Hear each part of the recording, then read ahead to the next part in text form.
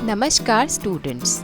In our previous class, we had discussed about the natural environment and its domains, and that are air, water, land, and as well as animal and plants.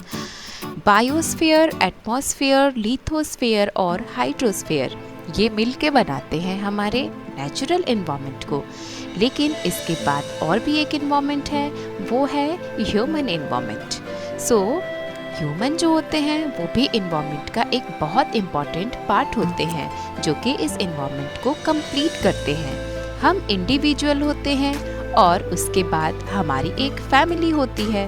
Family भी environment यानी human environment का एक बहुत important हिस्सा होती है, और ये कम्युनिटी एंड रिलीजियन कम्युनिटी और ऐसे कई सारी चीज़ें बनाती है। So today we are going to discuss how human environment and how man modify their environment, यानी कि हम अपने इस नेचुरल इन्वायरमेंट को किस तरीके से अब चेंज कर चुके हैं और कैसे चेंज हुआ। So let's start. अगर हम पुराने ज़माने की चीज़ों को देखें तो पहले आदि मानव हुआ करते थे जो बिल्कुल भी एजुकेटेड नहीं होते थे, टेक्नोलॉजी से बहुत दूर होते थे, और उनकी जो लाइफ होती थी वो पूरी तरह से नेचर पे डिपेंड होती थी। वो केव्स में रहते थे और नेचर की जितनी भी चीज़ें होती थी उनको यूज़ किया करते थे, जैसे कि वो प्लांट्स के फ्रूट्स, उनके छाल और उनके लीव्स, हर चीज़ को यूज़ किया करते थे। वो फिशिंग करते थे, मछलियों को पकड़ते थे, इसके साथ साथ वो एनिमल की हंटिंग भी करते थे। लेकिन धीरे धीरे उन्होंने बहुत सारी चेंजेस को ऑब्जर्व किया। उन्होंने सबसे पहले जिस चीज़ को नोटिस किया वो था फायर। यस, उन्होंने देखा कि पेड़ और पत्थर एक दूसरे से जब टकराते थे तो उसमें से कुछ स्पार्क निकलता था। इसके साथ साथ उन्होंने एनिमल्स की हर्डिंग, एग्रीकल्चर और बहुत सारी चीज़ों पे ध्यान दिया। उन्होंने देखा कि फल को खा के अगर हम उसके सीड को फेंक रहे होते थे तो वो एक न्यू प्लांट में ग्रो हो जाता था। इसके साथ साथ उन्होंने ये भी देखा कि एनिमल हंटिंग करने से बेटर है एनिमल की रियरिंग करना, जिसमें वो एनिमल से बहुत सारी चीज़ें ले सकते थे। अब बात आती है, क्या हमारा नेचुरल इन्वायरमेंट अब नेचुरल रह गया है? तो नहीं, ये बात अब हम नहीं कह सकते हैं कि उस टाइम तक हमारा नेचुरल इन्वायरमेंट रह गया था नेचुरल। अब वो धीरे धीरे चेंज हो रहा था। अब ये क्रॉपिंग, एनिमल हस्बेंड्री और एनिमल रियरिंग अब एक ट्रेडिंग में बदल रहा था।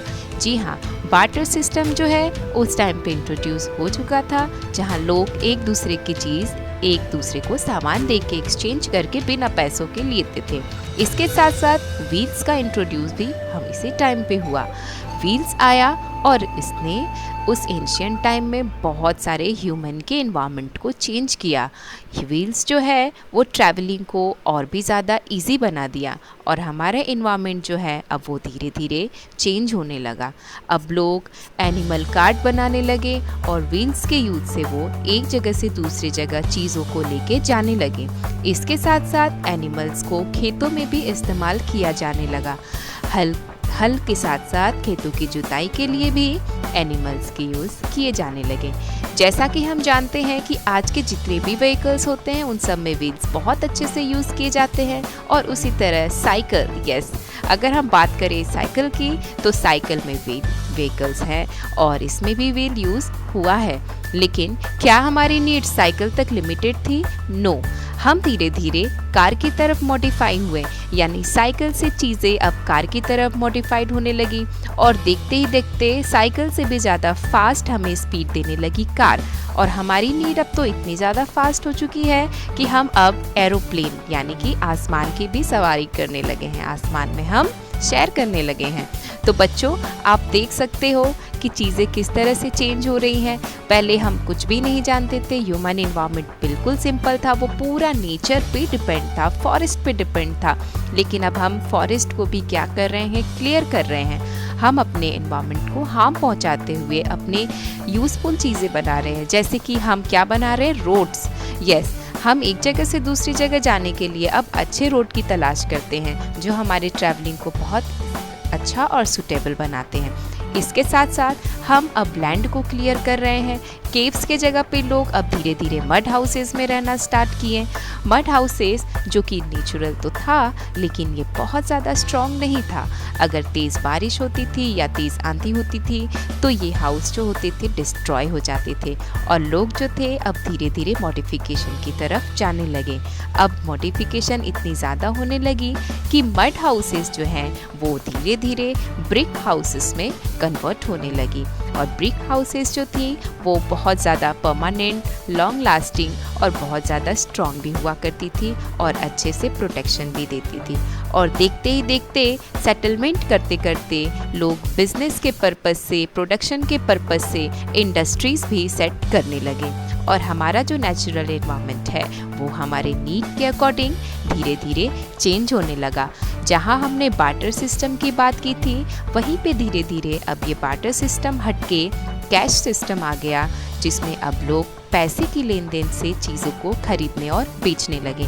यानी अब हम ये कह सकते हैं कि हमारा एनवायरनमेंट जो है वो टोटली हमारे नीड के अकॉर्डिंग चेंज होता रहता है। और अब हम हॉस्पिटल्स भी बना चुके हैं, हम स्कूल्स भी बना चुके हैं, हम पार्क भी बना चुके हैं। इनफैक्ट और कोई सी ऐसी चीज़ नहीं है जो कि हमने नहीं बनाया है और जो कि ये पहले नहीं था। यानी नेचर ने हमें जो चीज़ें दी थी उसको हम मॉडिफाइड करके एक ह्यूमन एनवायरनमेंट में बदल चुके हैं। बट ये बात भी हमारा बहुत मानना ज़रूरी है कि ह्यूमन एनवायरनमेंट भी जो है वो एनवायरनमेंट का एक बहुत इम्पॉर्टेंट पार्ट है। और बच्चों, वर्ल्ड एनवायरनमेंट डे जो कि 5 जून को सेलिब्रेट किया जाता है, इसीलिए किया जाता है ताकि हम अपने एनवायरनमेंट के लिए अवेयरनेस को जारी रखें।